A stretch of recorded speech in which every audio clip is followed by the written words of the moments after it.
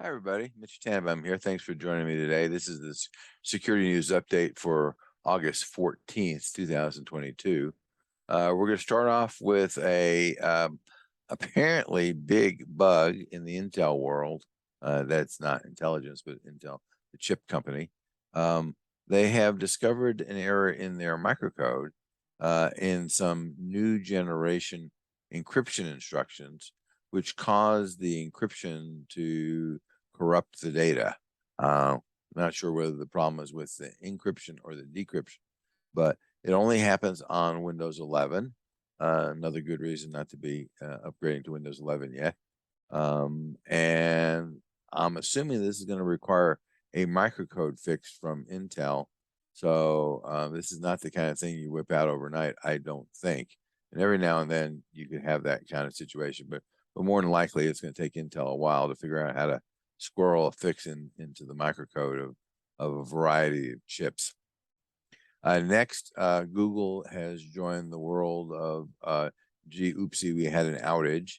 They actually had two outages. One outage was caused by an explosion fire at a transformer in a data center in Iowa, which apparently must have controlled some core part of their system. They really not explaining what happened, but the net effect was an outage of search for a couple of hours, which is a pretty big deal.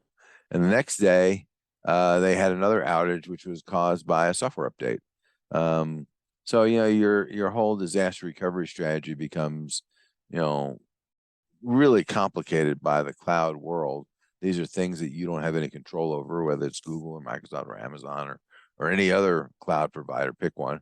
But you ought to have a plan for what it is you're going to do when that happens, because it's going to happen. It's not a matter of if, it's just when. And the question is, how long does that outage last? And that's really an unknown. But it certainly begs the question for cloud providers, well, tell me what your disaster recovery strategy is and how often do you test it? And, some cloud providers are going to be testy about that, but I think you got to push and see what kind of answers you can get. If nothing else, if they're publicly traded, the Securities and Exchange Commission is going to want to know the answer to that. So you probably have company in terms of at least getting someone to give you an answer. Microsoft released a whopping patch release this month, in addition to finally patching the Windows diagnostic tool set, which has been being exploited for several months now. They also patched several 0 days and 100+ other bugs. So you're probably going to pick and choose what you're going to patch when, but it's a big patch set. In the legal department, a crypto mixer, which in my opinion has no useful purpose other than to help bad guys disguise what they're doing with cryptocurrency. And the privacy folks are going to say, oh yeah, but privacy is really important and we want to use it for privacy. And I'm sure there's like 10 people on the planet who use it for that, but everybody else uses it for hiding ill-gotten gains. The feds put them on the designated nationals list, which means that no U.S. entity, whether you're a bank or whether you're a company or whether you're an individual, is allowed to do business with them. And doing business with them is a felony. So be careful about who you're doing business with if you're in the cryptocurrency space. Next, people just never quite get this. The U.S. was able to extradite a French national from Morocco. He is a 21-year-old student who is accused of participating in the Shiny Hunters gang, which attacked Microsoft and dozens of other companies. The government say the hacks cost the victims tens of millions of dollars, and if he's convicted on all these charges, he faces up to 116 years in prison. A key point here is that hackers love to vacation because they have these ill-gotten gains and they want to spend them somehow. So he went to Morocco, not understanding that apparently the United States is on relatively friendly terms with Morocco, and they threw his ass in jail, waited for the extradition paperwork to show up, and then they extradited him. So, and if he was in France, that wouldn't be any better because, more or less, we have a pretty decent relationship with France. So, if you're going to be a bad guy, you're going to have to pick a country which doesn't have an extradition treaty, like, Venezuela or North Korea, not necessarily garden spots of the world. Um, uh, people don't ever learn. This one guy, Jacob Perlman, is suing. I put this in the education category because clearly an education for him is suing Google after he downloaded a bogus cryptocurrency wallet app and lost $800,000. He downloaded the app even though Phantom, the company that made the real wallet, which only runs on the PC, warned users of the fake apps via Twitter. So he obviously wasn't paying a lot of attention. Um, Phantom has been working with Google to take down the fake apps, but the bad guys put up new ones faster than Google can take down the old ones. So, I call this an education, in my opinion. He says that they breached their warranty, which I looked at Google's terms of service. There is no warranty there that I can find, and also their terms of service. I don't get that, but he's out of here $800,000, so he's probably grasping at anything. So we'll just see. But I think the key point is that, and Google does say you need to test any software you download to make sure it works right. So I'm sure that's going to be their defense in terms of how they are going to go off and say, gee, I'm assuming you tested this before you put $800,000 worth of crypto in it, right? And I'm guessing the answer to that is, well, no, I didn't. And I think it's going to be case dismissed. That's my opinion, but we shall see. For $800,000 is probably worth a shot to see whether or not he can get some of that money back.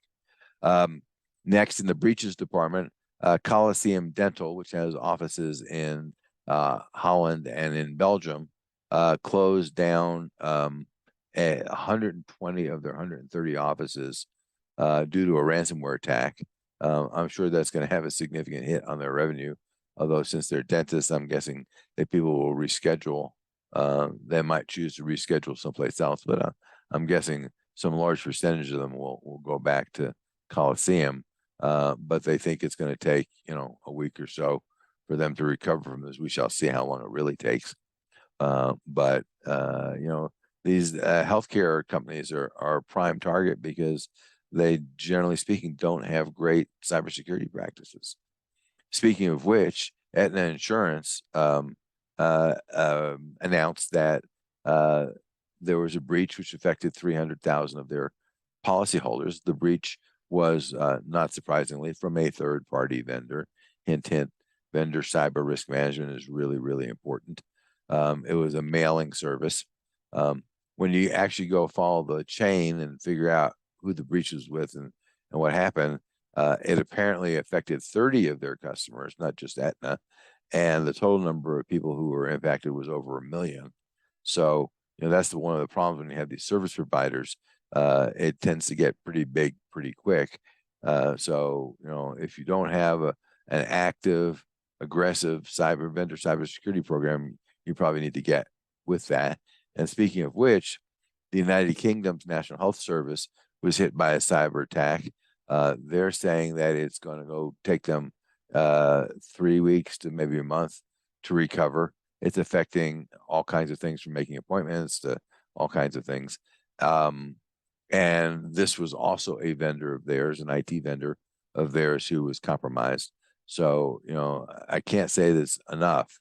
Vendor risk management, it's a real problem. And the reason is because, look at Aetna, right? You hit this one mailing service, you get 30 insurance companies or whoever their customers were, and not 300,000 users, but 1 million users. So, that's a pretty good return on investment for one hack. Speaking of lessons, there's a lesson here somewhere. Experian, is joining the ranks of Equifax of not having great security, apparently, according to a proposed class action. And consumers are not happy with that. Consumers, of course, are not experienced customers. Those are the businesses that actually pay them for their services. The consumers are the product. And what they're saying is that there's some serious challenges in terms of the security of creating and maintaining your user account at Experian. Experian, of course, is saying, "Oh, it's just an outlier, and it really doesn't happen much, and whatever." So we'll see whether that gains class action status. But not that credit bureaus have a great reputation anyway. So we'll see what happens here. Um, this was actually very local to me, but it happens all over the country. Um, 6 Denver area colleges closed their campuses, sent people home, told them to get off campus because of some emails that were sent by somebody. I haven't heard the details. The police haven't released the details of who sent it or why, but the emails were sent late one night. And so the schools decided to close their campuses the next day while they tried to figure out whether it's legit. I mean, the cops are between a rock and a hard place, right? Because if they blow it off as a crank and it turns out to be real, then they're not looking very good, and people might get hurt. On the other hand, in this case, 6 college campuses. One of them was the University of Colorado Boulder. That's tens of thousands of students who were impacted by this. So it's just really rough. I don't have a good answer to it, but it does point out that it really doesn't take very much to cause a huge disturbance. Next, we're starting to see more details about the effects of Apple's decision last year to require businesses to obtain consent before taking your data. Somehow businesses are surprised that people do not want to be the product, even if they get your website for free. And in the case of Apple, it's not that you have to opt in; it's that you have to make a choice. So, from the consumer standpoint, do I opt in or do I opt out? What's clear is that if you give people a simple, easy to use choice, they opt out. And in the case of Apple, something on the order of 96% of people, when given a choice in a clear and obvious way, choose not to be the product. For big companies like Facebook and others, it's costing them tens of billions of dollars a year in lost revenue. I don't know that anybody has much of sadness over that, given Alphabet by itself has got quarterly revenue of $100 billion or some insane number. So I don't know that we have a lot of sympathy.